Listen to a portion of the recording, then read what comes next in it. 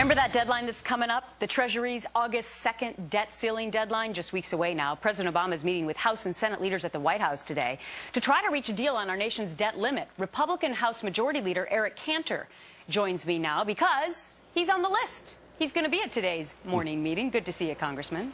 Good morning, Gretchen. So are you going to walk out of this talk again? Because about a couple weeks ago you said, I'm not sitting here anymore. Well, a couple weeks ago, I walked out of the talks that were being hosted by Vice President Biden on one simple issue, and that was the disagreement over whether we should raise taxes right now.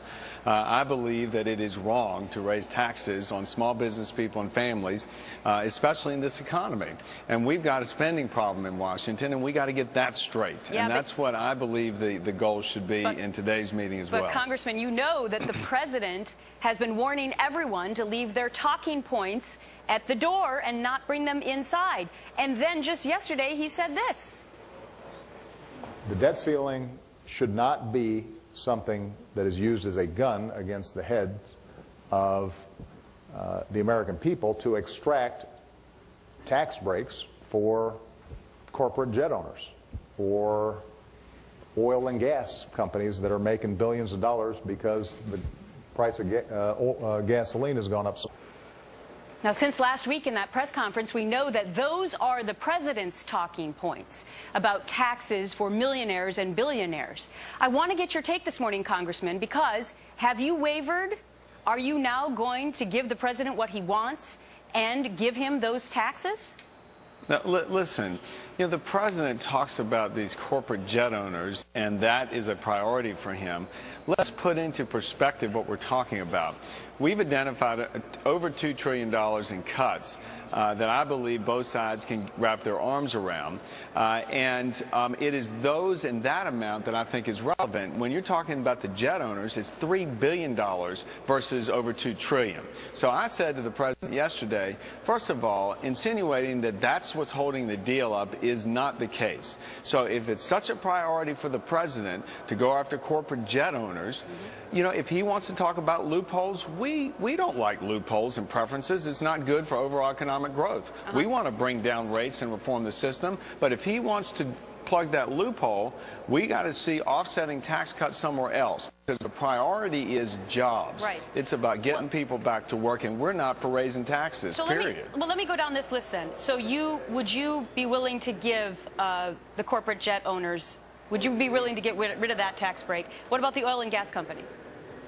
Well, again, I haven't really seen exactly what the president's talking about, but at the end of the day, his talking points is going after billionaires, millionaires, and what have you. Again, if you look at what he's talking about, it is the same argument that we had last November when we had the election, and that is that he and his party want to raise taxes on small business people in this country right now, and that's something that doesn't make sense when we're trying to get people back to work. Yeah, I think Republicans probably feel like they're in a bit of a bind, though, right? Because after the midterm election, one of the things that election said to the American people and to members of Congress was, we put you in there because we actually agree with what you just said, no new taxes.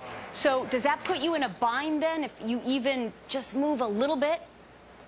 No, what it is, Gretchen, it's very, I believe, a very sensible position right now. We're not for any net new revenues right now. What we want to focus on is getting people back to work, growing this economy. That's how you increase revenues in this country, is you grow and grow the economy. Right.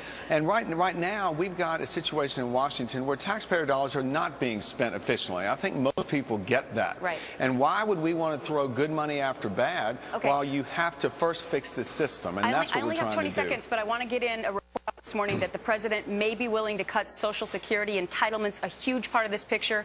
Is that heartening to you? It's heartening that we're talking the kind of big things that could be transformational to get the debt and deficit managed down. Sure, we put that in our budget. But again, our line in the sand is we're not raising taxes on families or businesses right now. All right. Congressman Eric Cantor, tell us what happened after you go to that meeting, will you? I will. Okay.